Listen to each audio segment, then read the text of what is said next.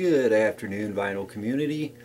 Actually, I'd like to introduce myself. This is the beginning video of some new tutorials I'll be putting up with some of my vinyl collection.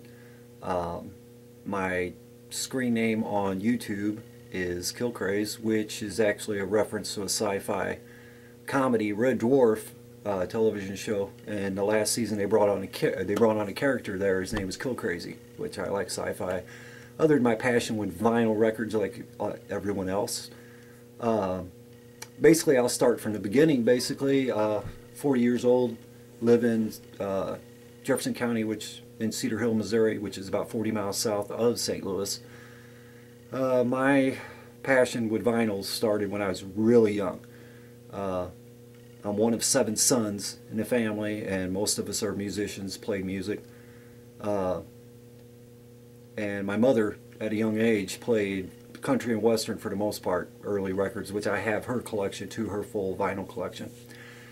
But it really hit me hard in about 1976 when I was like 5 years old, because I remembered the early AM rock. And other than my brothers listening to everything from Eagles to Jim Croce to Linda Ronstadt to Harry Chapin, to, you know, the early AM rock and some of the psychedelia. But a couple things I do remember from, well, here I got actually a picture of me from 1976 when I was 5 years old, because I was born in 71. This is in the town where I remember, and I'll show you a couple albums that I really remembered. There's a picture of us 7 guys there. And then there's my brother Tony there. Unfortunately, he passed away a couple years ago, but he was a great guitarist. He turned me on to a lot of great music. Turned me into an Eternal Rush fan for years. But anyhow, long story short, the first couple albums that I remembered on the AM rock, early AM rock in 76, was this one here, Steve Miller's Fly Like an Eagle. And it sold me immediately, Steve Miller Band for sure. But here's the back. I'm sure a lot of people have seen this album and have the album. And then another group that I really remember from the early days was the Starland Focal Band, when they did the song Afternoon Delight from this album here. There was their debut album in 1976. But that song they played a lot on the radio from when I was about 5 years old. Other than that, there's a few other tunes, because my brother would sit down and play it on acoustic guitar, everything from Mason Prophets to Hangman, which unfortunately I do not have a copy of that album. My older brother does. Just some stuff that's rare, like the band Missouri, Shooting Star, just all the case. Well, that's another thing I'm going to get to is KSHE, Crestwood, St. Louis. Originally was in Crestwood in the St. Louis area, but originally, and then they moved on to they're in downtown St. Louis right now, Union Station. But KSHE 95 has been in business since 1967 out of St. Louis. As far as in the history of the station, I believe they were either the 4th or the 5th. You can look it up on YouTube. 4th or the 5th FM station on the air, FM station in the country, and they've been going strong ever since. KSHE 95. Matter of fact, I was here in a bit. We're going to do some sound bites I'd like to put up that I found that are just made the station for over 43 years. Very interesting and great for the listener to listen to. But moving on into the 80s. I mean, one of my brothers, still at home, my one older brother, he was really big into all the 80s genre, which myself in the 80s, I got really into Prince myself. I really liked his music. I've always liked his stuff. He got a little more, different when he changed his name and everything. I haven't followed him so much then, but I still have all my old posters, memorabilia from like 84, 85, stuff like that. It's stuff that's getting a little hard to find, but I have a lot of his stuff on vinyl as well.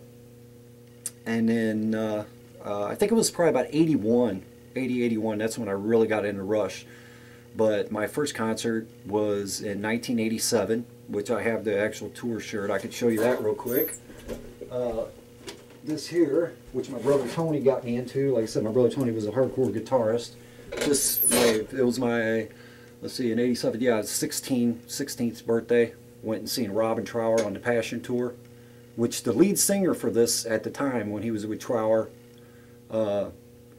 was the lead singer that opened up Gamma if you've ever heard of Gamma, which was the beginning as a Montrose in the early days. But anyway, yeah, Robin Trower is another great, I mean, just totally awesome. But anyhow, yeah, passion of vinyl. I love vinyl. There's nothing like the sound of vinyl for sure. That was another one of KSHE's out in St. Louis here. That was one of their, as a matter of fact, I'll show you their 40th anniversary sticker here if you don't mind. I'll move my camera. But here's the 40th anniversary. There's one from late 80s. But there's the KSHE Hog right there. That was their mascot. That's the 40th anniversary sticker. And as a matter of fact, here I can do a couple sound bites from it. But they did have a commercial for years. And they said if you hear a hiss, a skip, and a pop, then you know it's a KSHE classic for years. As a matter of fact, I have a vintage sound system here. I've done some research for it online. I picked it up from my brother a few years ago, and it works perfect. It's a actual QR 4500 Sansui, which is a true quad system. I'm still working on a few bugs out of it, but that, and I have a Sony mini disc system, which that's what I've done over the years. I've taken some of my vinyls, so I didn't have, you know, really play it much more. I can take it and just transfer it on over to about a 74 to an 80-minute disc, which I'm sure a lot of people have seen them. These are mainly, they didn't sell real well in the early 90s, and I think the reason is they said they were real expensive. But I have the mobile unit as well for recording, and that's what they said. A lot of radio DJs and such would go out in public, and when they would interview the bands and stuff, they'd use the mobile unit, the handheld unit, to record with. But actually, I have a few KSHE little sound bites here, pretty rare commercials, because on the weekends they'd do like a no repeat week, which they'd play basically music from 1967 on up, all the KSHE classics. So we'll just try that real quick. I'll just skip through a couple, but and then it goes right into the songs, which I can name the songs right after, and then you'll understand what I'm saying, because they're all basically just great 70s music. And they're really interesting commercials is what they were. Just sound bites that they would take from albums and make them as their own. It was really neat. Like this one here. Let's see, where's it at? Yeah, okay, that's Martin Briley. Here he goes. That is a Trooper. Here we go, Frank Zappa. Here at the beginning of UFO. In St. Louis's first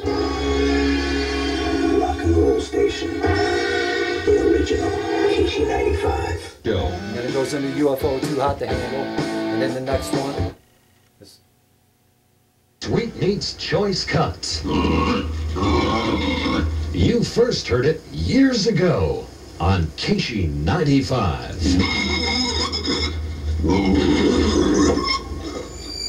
And then it goes into Russ Ballard's voices. And our next step, KSHE 95, KSHE. This goes into Chilliwack. Then next, providing St. Louis with a wide spectrum of sound. KSHE 95. KSHE. This goes into Tony Carey. 92, 93, 94, 95 FM.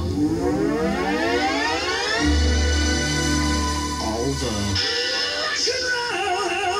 you'll ever need. This goes into City Boy.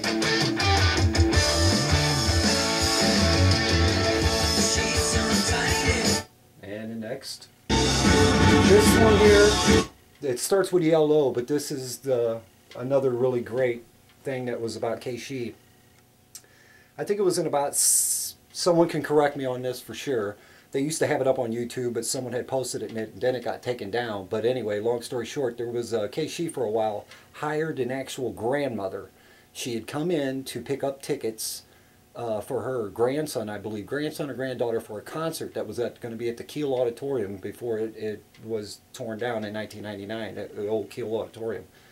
As a matter of fact, we have such a history. St. Louis has such a rich rock and roll history with like Sammy Hagar, all the greats.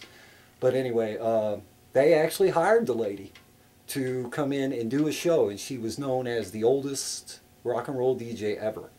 I believe she was in her late 70s to early 80s, and her name was Ruth Hutchinson. You can actually look her up. And she did it for like 3 or 4 years, I think it was. I think it was from 1977 to about 1980 or 81. But this is Ruth here announcing this was one of her sound bites that she had on her show. And it opens up. You know, one of the best things in life that's free, you've got it. It's KSHE Radio, KSHE 95. Take it from me. Put your dial on 95 FM and sit back and enjoy real rock radio. And opens up Albert Hammond, Smoky Factory Blues. Early in the misty, misty morning. Which is, we'll let that go ahead and play in the background. But anyhow, that is about the size of basically where I'm at on the vinyl committee. I will be posting more videos, and if there's any requests, oh, as a matter of fact, I had posted a video earlier. I'd like to put something out there too, to one of my other subscribers and friends here. Jeffrey album, I did dig it out. This is from 1984. Greg Jeffrey had left Angel, the band, and he had did this album. But this, the big hit off this, and it did very well, was Call to My Heart. And there's actually a video out there, you can look it up, Call to the Heart, Jeffrey. And here's Greg Jeffrey on the back, which he was up there with like Keith Emerson and the Moog and Rick Wakeman.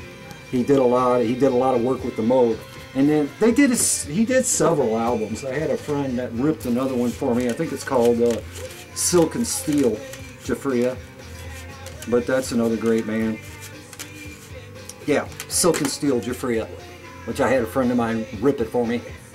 But I'm sure it'd be easy enough to find out there. So, but I appreciate the vinyl community because it's, I've been posting some videos. I've been on YouTube about 2.5 going on 3 years, and it's like you see periodical videos of people putting out there, but there's not a real center place for everybody to congregate at. So this is going to be nice, and we'll take it to the max. So everybody have a great day, and thank you for watching.